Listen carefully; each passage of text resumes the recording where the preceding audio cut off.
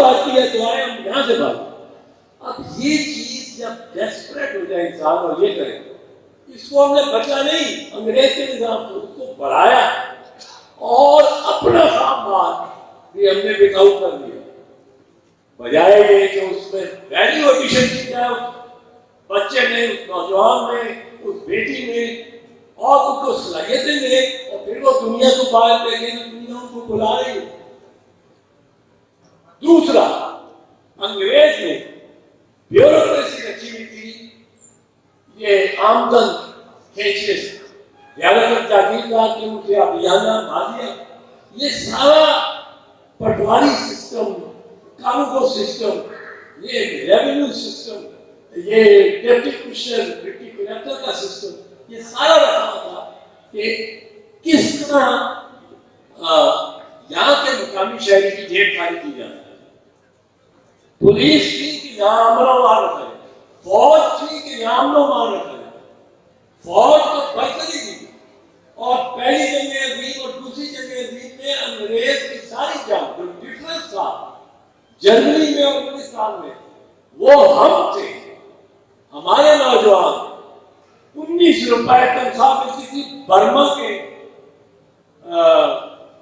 جنگلوں میں, اتنا بڑا مچھر ہوتا تھا, اور ہمارا نوجوان بندوق لے کے رائفل لے کے 303 کامتا ملیریا بھی ہو گیا, تو وہاں سے بھی ہٹتا تھا, کیونکہ ان پہلے 11 پہلی جنگ میں اور 19 دوسری جنگ میں, ان 11 روپے سے 19 روپے سے اس کے گھر میں چکوال میں دیا جا رہا, وہ نہیں چھوڑتا, ان ملازم مر جاتا تھا.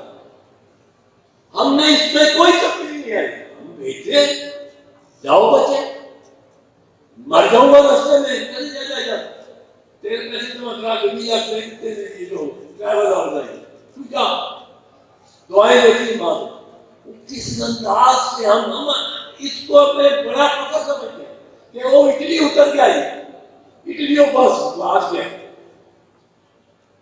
یہ چیز ہماری اپنے سب سے بڑے انگریز نے یہ خون ڈالا. کیا ہم نے بدلا کچھ؟ بالکل ہی بدلا. ہم اس کو ایگریگیٹ کرتے گئے, اس کو زیادہ سے زیادہ سنگین کرتے گئے, اور آج ہم اپنے بچوں کو بھیجتے ہیں ہمارے پوچھے دینے کے لیے ٹوائلٹ غیر ملکوں کے, اور بڑے خوش قرض پیتے تھے نیا, اور جینے کہتے تھے کہ ہاں رنگ لائے گی ہماری فاقہ بستی ایک دن. وہ رنگ لا رہی ہے, اور رنگ کس نے لا رہی ہے کہ آپ پہ اتنا بھاری قرضہ ہے, اتنا بھاری قرضہ ہے, جس طرح حسین صاحب نے بھی کہا کہ اپنے گری اپنی آئندہ نسل, ہم نے آئندہ نسل کو صرف گری نہیں رکھا, جو میرے پوتوں نے اور پڑ پوتوں نے پڑ پوتیوں نے نواسوں اور نواسیوں نے جو نوالا کھانا ہے ہم وہ کھا چکے ہیں. ہم نے بطور قوم یہ نہیں سوچا کہ ایک فرد اگر اس کی آمدن کم ہو اور خرچے زیادہ ہو, فرض اس کی آمدن کم ہے اور خرچے بہت زیادہ, وہ اپنی پیٹ پہ پتھر باندھتا, وہ کہتا ہے میں آدھی روٹی کھاؤں گا, میں کوئی شرکت نہیں کھاؤں گا, میں کوئی شربت کی بوتل کوکا کولا کی پیپسی کولا کی نہیں لوں گا. وہ پرہیز کیا ہوتا ہے, ایک خاندان کو بھی اپنے کو سمجھاتا ہے کہ یہ نہیں ہو سکتا, اب میں آگے اس کا نہیں کہہ سکتا, ذرا کم خرچ کرو.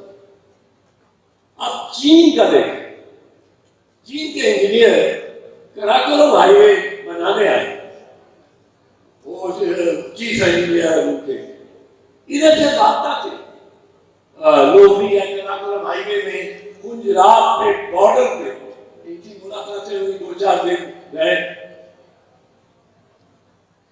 12,000-13,000 فٹ کی بلندی پہ, جہاں گرمیوں کی نقطۂ جمود سے نیچے رہتا ہے حرارت, فکر ہے, چینیوں کی چائے آ رہی ہے اور ہمارے چینیوں کی چائے آ رہی ہے. چینیوں کی چائے کہتے ہیں آپ یہ کیسی چائے پیتے, کہتے ہیں ہم وائٹ ٹی پیتے. ان کا وائٹ ٹی کیا ہے, پھر وائٹ ٹی پیتے, ان کا وائٹ ٹی کیا ہے, وہ وائٹ ٹی پتہ لگا کہ ابلا ہوا پانی, ابلتا پانی لے آتے لے چاہے آپ. ہمارے دوستوں نے پوچھا تو پتی کیوں نہیں ڈالتے؟ بولے پتی کے لیے تو بڑا نقصان اٹھانا پڑے گا, ہم افورڈ ہی نہیں کر سکتے. یہ 1961 کی بات, کہتے ہیں ہم افورڈ نہیں کر سکتے ایسے قوم, ہمارے خرچے زیادہ ہو جائیں گے, آمدن ہماری کم ہوگی, ہم نے خرچے سے ہم لوگ کو زیادہ رکھنا. ہم نے انہیں نسلوں کا سوچا. 1949 میں چین آزاد ہوا, ہمارے سے 2 سال 3 سال 4 سال بعد. اب چین 1961-62 میں وہ کھا کیا رہے ہیں, ایک ڈش الاؤڈ تھی, ابلے ہوئے چاول, ساری قوم ابلے ہوئے چاول. میں بیٹھتا ہوں تو میں جب دیکھتا ہوں 4-5 ڈشز پڑی ہیں, ڈونگے پڑے ہیں میرے, اور میں بیچ میں کہتا ہوں یہ تو میرا ہے, مجھے ضروری ہے جان بچانا. یہ میرا اگلی نسلوں کا میں خیال ہے. یہ خیال ہم ریسٹورنٹ میں جاتے کس طرح ہم نے یہ شعار نہیں ڈالا اپنے کہ ہم نے کچھ پیٹ کو کچھ روک کے اور اگلی نسل کا سوچا, جو اگلی نسل میں کمانا ہے, جو کھانا ہے, جو نوالا منہ میں ڈالنا ہے, وہ ہم کھا گئے. اور ہماری اگلی نسلیں, یہ جو بالکل اگلی نسل جو ہے ہمارے بچوں کی, وہ تو ہماری طرح ہی ہو گئے. میں سمجھتا ہوں وہ ہماری طرح ہی ہو گئے. وہ بھی پرواہ نہیں کرتے, برگر کھا لیا, جو مرضی جو دل آیا لے لیا, خرید لیا. لیکن ان کی اگلی نسل, ان کو احساس ہونا کہ ہم کیا کر رہے ہیں, کس چیز کا قرض دے رہے ہیں. وہ جو دادا جان موٹر لے کے سارے شہر میں پھرتے تھے, شو کار تھے, وہ جو کار اس وقت موٹر سائیکل پہ چلے ہوتے تو بہتر تھا. انہوں نے موٹر رکھ لی ہوتی, موٹر سائیکل پہ. میں جاتا ہوں موٹر سائیکل خریدنے, وہ کہتے ہیں جی کوئی بات نہیں, آپ کے پاس پیسے نہیں ہے موٹر کے, آپ موٹر سائیکل لینے جا رہے ہیں تو آپ 20,000 لے کے آئے. ان کو 20,000 میں وہ کہتے ہیں 20,000 میں تو فل موٹر سائیکل آپ کو دے دیتے, تو 20,000 میں ہم 1/10 کار دے دیتے ہیں, 7 کار ہی چلی جائے, لے جاؤ. ہمارے ساتھ یہ تصور معاہدہ, باقی کریڈٹ ہم دیں گے. وہ شوکت علی نے ایسا کریڈٹ اکانومی بنایا کہ انسٹالمنٹ سے ہر چیز بک رہی ہے. اور میں خرید رہا ہوں. میں کیوں خرید رہا ہوں؟ کیونکہ مجھے پرواہ نہیں آئندہ نسلوں کی ہوتی ہے. وہ چینی قوم نہیں ہے کہ ابلا ہوا چاول اور وائٹ ٹی, سادہ پانی کی چائے. اور آج چین کہاں پہنچ گیا, آج چین کہاں پہنچ گیا. جب بھی کسی شادی پہ جائے, قانون ایک طرف, قانون تو بنا ہی ہو ہمارے ملک میں, اس کو خلاف ورزی کر دیں گے. اور میری شو اتنا پہلے میں دکھاؤں, ایک ڈش کے گاؤں کے تحت 35 ڈشیں لگی. پھر میں دکھاتا ہوں سارے مہمانوں کو, دیکھ لیں پولیس تھانے والے قابو رکھے. اب یہ چیز ہمیں بدلنی چاہیے, یہ چیز ہمیں ان کو بتانی چاہیے. اس بات میں تو بتاتا ہوں, لیکن میں نے ایک ڈش لی ہے, یہ تیری باقی ڈشیں دوست ہوتے ہیں, باقی ڈشیں سب فاضل.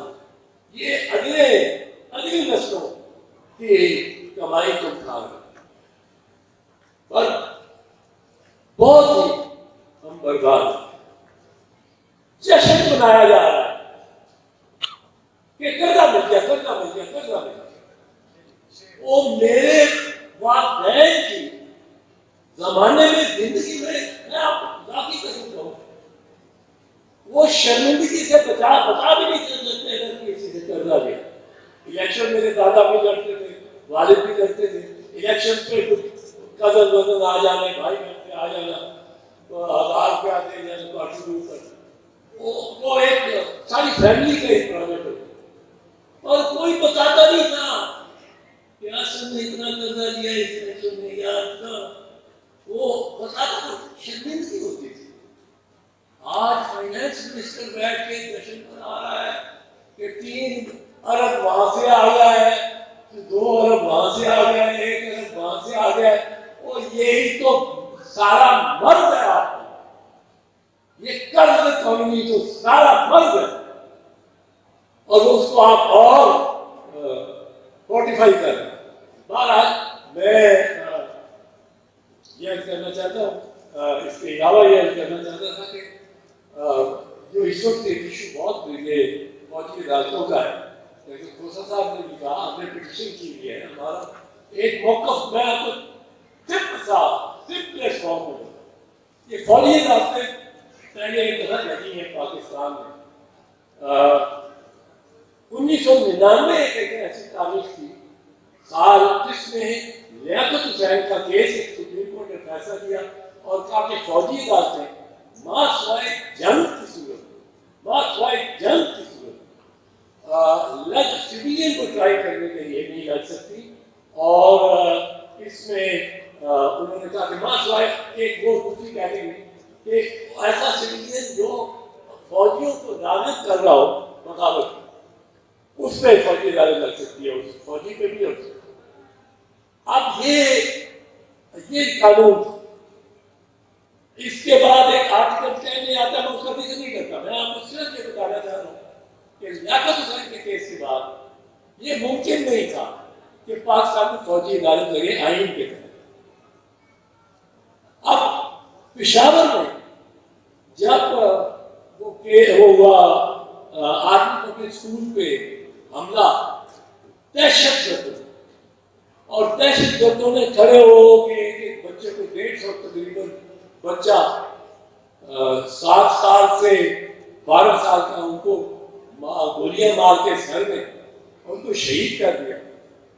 مائیں باپ دیوار کے اسکول کے بعد چکرے مار رہی ہیں دیوار سے، ان کو اندر نہیں جانے دیا جاتا، تو وہ لپٹ جاتی جا کے اپنے بچوں کو بھی اور ان کو دہشت گردوں سے بھی، تو اور ہولناک ہوتا۔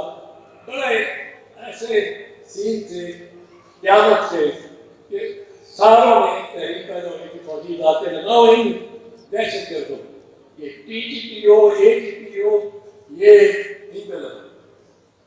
اب اس میں لگانے کے لیے آئین میں ترمیم کرنی اور آئین میں عارضی ترمیم کی گئی، 2 ترامیم ایک کے بعد دوسری 2 سال کے لیے عارضی ترمیم میں تھی، وہ اس نے ایک جگہ بنائی تھا فوجی عدالتیں قانون کے بڑے دائرے میں سمجھ میں جورسڈکشن میں ایک جگہ بنائی جہاں آئین کی چھتری ہٹا دی گئی اور فوجی عدالتیں لگا دی۔